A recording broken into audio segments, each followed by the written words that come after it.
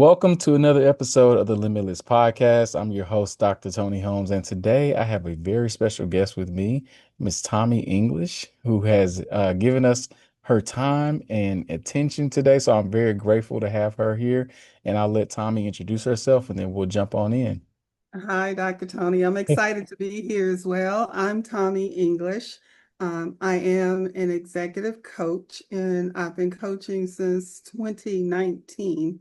Mhm. Prior to that, I worked for JPMorgan Chase for about 20 years, leading as many as 56 leaders and over 1,000 people, and working with leaders globally.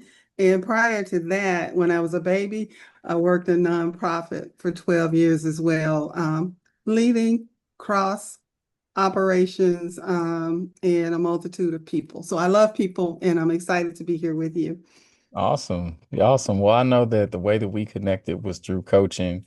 We had a mutual friend, mutual colleague in that space. So I got lots of questions, but when you said 2019, it made me wonder, what was it like jumping into that space during COVID? Well, when I jumped into the space, when I left in 2019, I jumped out of the corporate sector because I was just ready. I knew I wanted to be a coach. It was a prime opportunity to take an early retirement. And I'd had some deaths in my family. I come from a family of 12, and two of my brothers had passed away within 3 months of each other when I left in 2019. So it was exciting at first because I got to travel. I got to go spend about 8 months with family, do some healing. And then when I came back, 2020, March 2020 was when I had signed up to go to Valerie Burton's Coaching Institute in Atlanta, and it got canceled because Mm, COVID showed mm, up.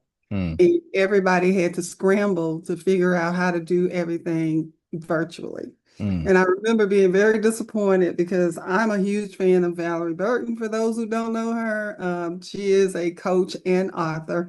And I had been reading her books and so excited about going to her institute for my coaching certification. And then when it got halted, I'm like, oh my God, we got to do this virtually. mm, And it was a 3-day conference. I did it. It worked out perfectly for them. And I ended up doing my whole 6-month certification during COVID. And I was glad that I did do it at that time, because I think if I hadn't signed up for the coaching and COVID had happened, with me being an extrovert, I would have just totally lost it. Being at home, Right, right. Definitely not do that. and coming from a world where I work with thousands of people and Mm, used to being around people, and then all of a mhm, sudden we're all kind of isolated and we're all kind of at home. I think God has a way of working things out. It didn't feel good at first, and the whole virtual thing was like, what? mm. But it worked out for my good. Yeah. So yeah. That's amazing. So, wow, you go through it, you get in there, you expect to be in person, you got this great certification program you're gonna start, and then COVID happens, boom. Next thing you know, you're virtual doing all this stuff. Where did God lead you after that when it comes to the type of clients that you ended up working with? Were you working with a certain demographic, a certain types of people, or what happened next? So what happened next is I got the certification, and really I was thinking about coaching, and I was thinking about the people that I wanted to reach. I wasn't thinking about running a business. And I Right. find a lot of coaches think like that. We're of a service mindset, Right. but in order to do that, you do have to be able to run the business as well. So Hmm. after that 6 months of certification, I did focus on forming my LLC, which the name of my coaching is Authententional Coaching, authentic and intentional coaching. Hmm. And so as a leader, I always prided myself on being authentic, trying to be just as transparent as I could be, just as honest as I could be, and being intentional about having impact with people. And so when I first got my certification, I was reaching out to leaders that I had worked with and saying, hey, can I practice with you? And then they would laugh at me because We need practice. You've been Right. coaching me for years or Right. whatever. So, but when you first get your certification, you do some pro bono work, and you have to get Mhm. so many hours in to get to your next level of certification. And so there were some leaders, and so are everything. So there were some leaders who helped me to get my pro bono hours in, Mhm. and some of those leaders actually became my client after I Mhm. got my certification. Uh, Trying to get them to pay was a different story. Yeah. But my journey, I think, and I had a leader who reached out to me who had done some training with me and my team, and she had been in the leadership and development and transformation business for years. And she was like, Tommie, you don't need to get your certification. She said, your experience is certification by Mhm. itself. You have Mhm. over 30 years of leadership Mhm. experience. Mhm. And to some degree, that was true because most of my opportunities came through connections, and Mhm. most of my opportunities came because of my experience. Mhm. So somebody who knew me would refer me to somebody who had a contract or who had some coaching going on. I would speak with them, talk about my experience, and that experience helped to get me in the door. But Mhm. also that certification. When that person told me I didn't need the certification, I was like, I may not need it, but I want it because I Yeah. want to know what I don't know. Right. Mhm. And I know that I was a great leader. Nobody can tell me that I wasn't, but I want to be a great coach too. Mhm. And Mhm. so I'm happy to say I achieved my PCC in Mhm. September of last year with Awesome. over 2,000 hours of coaching. So Mhm. it was worth Yeah. it to Yeah. me. Big pat on the back. Yeah, Big thank pat on the back. And what was that process like? What did you have to give up to get that PCC? For those that don't know what that grueling process is like. Well, it wasn't a giving up, it was a gain. What I had to Mhm. gain was more in-depth knowledge about the International Coaching Federation and the Mhm. core competencies Mhm. and getting those hours that I needed, the credits that I needed, and the learning hours. And it was a journey getting those hours because you need over 125 hours or so of Mhm. CCEs. And in that process, at first I was like, I just got to get the hours. But then it became a process of, oh my, I need to go deeper in my Mhm. coaching. Mhm. Oh my, I Right. need to go Right. deeper in how I invoke awareness, how I Mhm. listen, and how I pause, how I allow time Mhm. for my client or my coachee to really explore and connect to their thoughts. And so it was Mhm. therapeutic for me. It wasn't Mhm. something I had to give up. If we think about time, Mhm. I had to use time. It did take time Mhm. to get the number of hours that I needed. It took being organized, Mhm. right? Because you do have to track your hours that you have for coaching because you have to have so many hours of coaching. Um, and you have to have a log of who you coached and how many hours you coached, and a log of how many hours was paid Right. for versus pro Mhm. bono. So Mhm. you do need to keep up with that. And Right. it taught me about being a little bit more organized and running, like we started out talking about running Mhm. the business. There are things that you have to take care of. But there was a lot of gain in it for me. I think Mhm. I came out and I am still being and becoming a much better coach because Okay. of it. That's awesome. You talk about running the business a lot and you have a lot of leadership experience. What would you say to people out there who are, whether it's coaching or something else, they're looking to take the next, go to the next level in their entrepreneurship or their business journey or even their leadership journey? What advice do you have for folks that are listening to this? Well, for people who are still in the corporate world, still working for somebody and they haven't ventured out, I'd say, use that corporate world as your platform, right? Mhm. Um, my corporate world did give me a platform, but I think I could have been more intentional in thinking about, life after that job. Mhm. Uh, and I could have done some things more intentional, like some of the hours that I needed. I could have been using them while I was on that job coaching Mhm. people.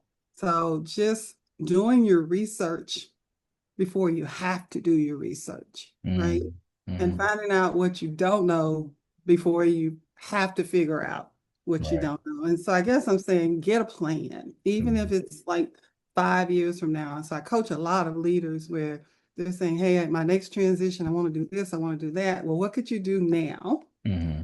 How could you set aside a little bit of time now in the midst of, because everybody is fighting with, lots of demands, not enough time, everything is urgent, endless meetings. And so they feel like they don't even have enough time for themselves Mm-hmm. with a Mm-hmm. job, let alone do some research. But you got to, put the oxygen mask on yourself right, before you put it on everybody else. So just Mm-hmm. taking out, even I say set a timer of 15 minutes or 30 minutes a day Mm-hmm. of envisioning your future and what is it going to take and what actions do you need to take to get there. And it might just be research.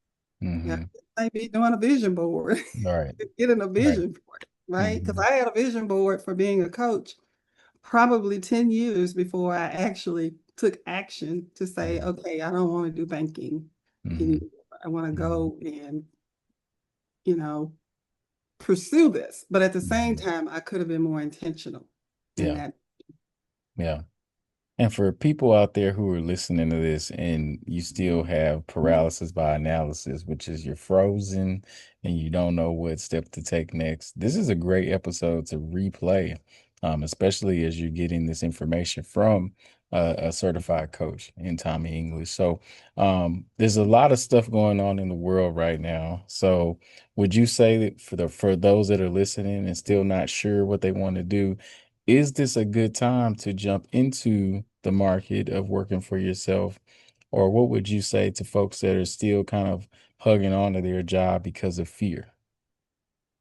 Well, if it's just fear, which fear is one of the things, but there could be a multitude of things of why they're holding on to jobs. Maybe, they need the benefits. Maybe they need a budget. Maybe they need a plan for being able to become an entrepreneur, and they need that salary. What I would say is, like I just said, sit down every day and get a vision and create a plan, right? Because it could feel good in our mind and it's a good thought, but it's just a thought and a dream if you don't sit down and really take some intentional action. Mhm. So I would never tell anybody if you want to do it, just go quit that job and go do it. Because I didn't do that. I mean, I stayed at my job long enough to allow me to make sure that my daughter got out of college debt free, Mhm.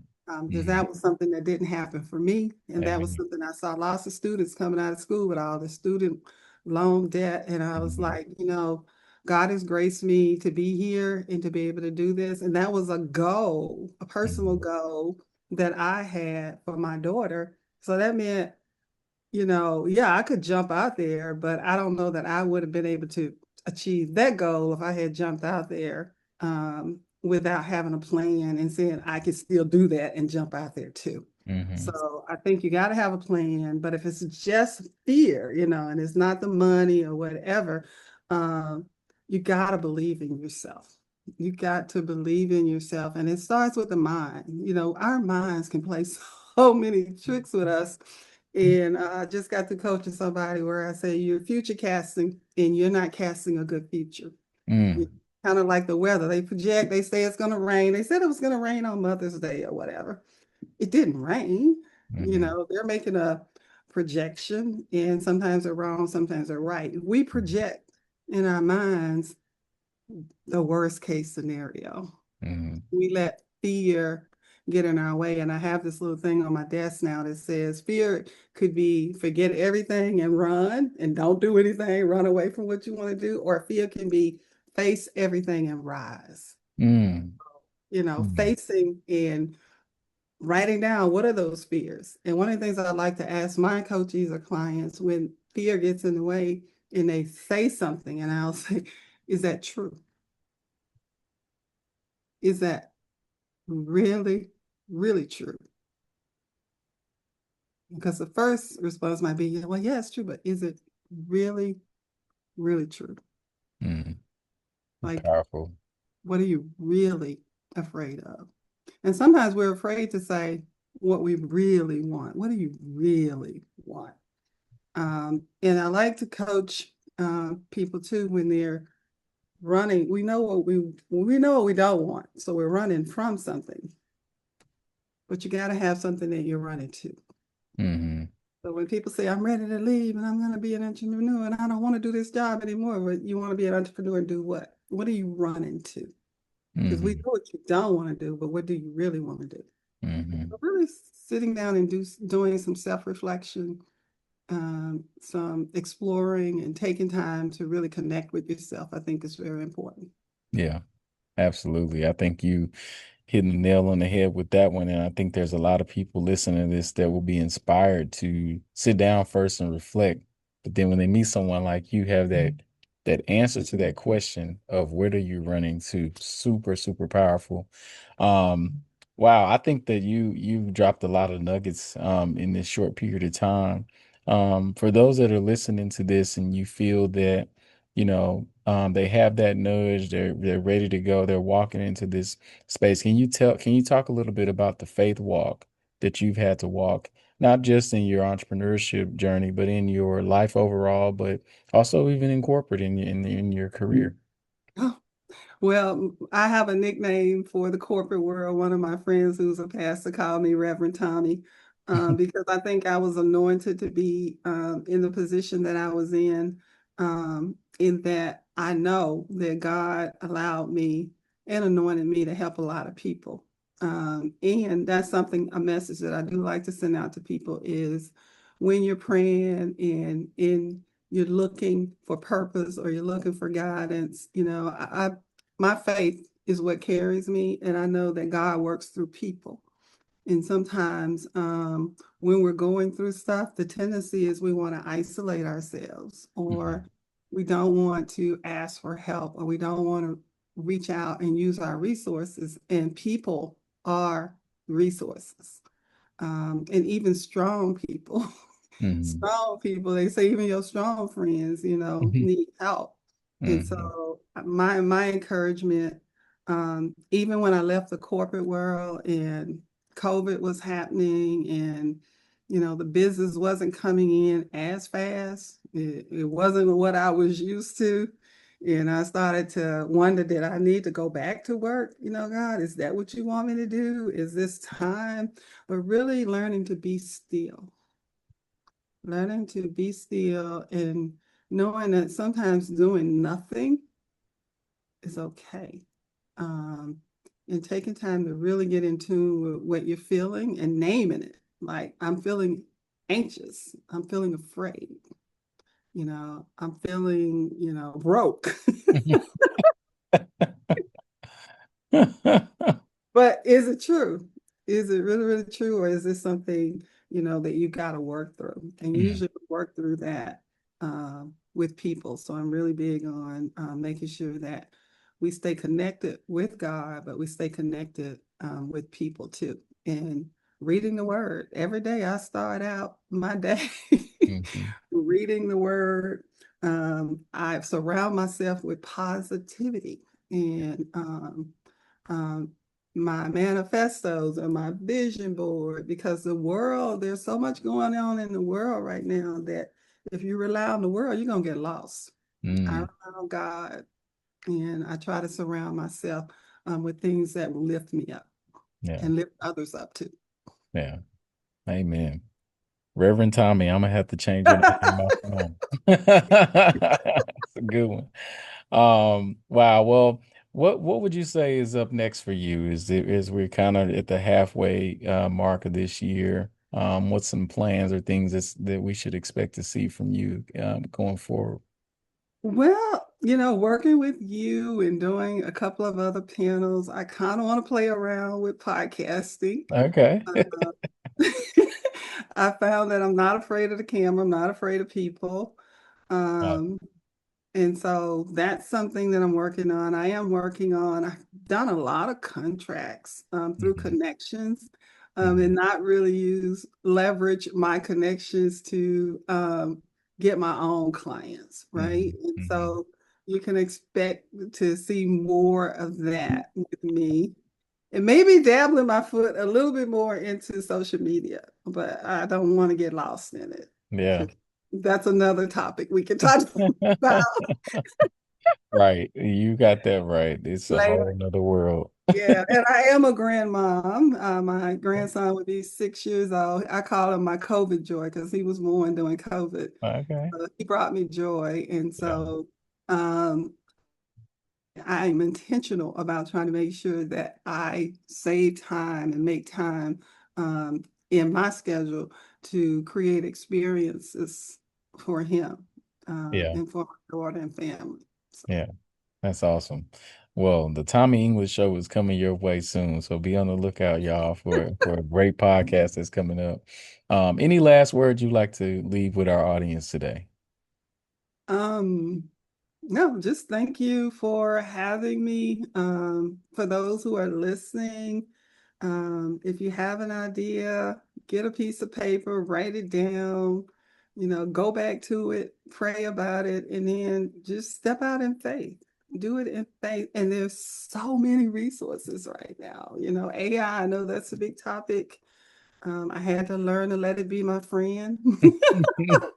Uh, and there are people like you and so many other people out there. Anything we want to learn, there's something out there to Yeah. help us. And so Yeah. I say, go on an adventure and Yeah. learn. That's awesome. Yeah. Well, we appreciate you today. If you were listening to this and were inspired, don't be afraid to reach out to Tommie English. Tommie, how can the people reach out to you? Have an email or website or anything? They can reach me at authententionalcoach.com or TommieYEnglish@gmail.com. Most people Okay. can remember that quicker. Yeah. TommieYEnglish@gmail.com or authententionalcoach.com. Yeah. Well, that's awesome. And don't be afraid to reach out for those that are listening. Sometimes you'll hear something from a certain type of person, and that might be your coach. So don't be afraid to reach out. And hopefully you were inspired by this message. And if nothing else, keep listening to the Limitless podcast. And we hope that you have a good one, and we'll see you on the next one. Thank you.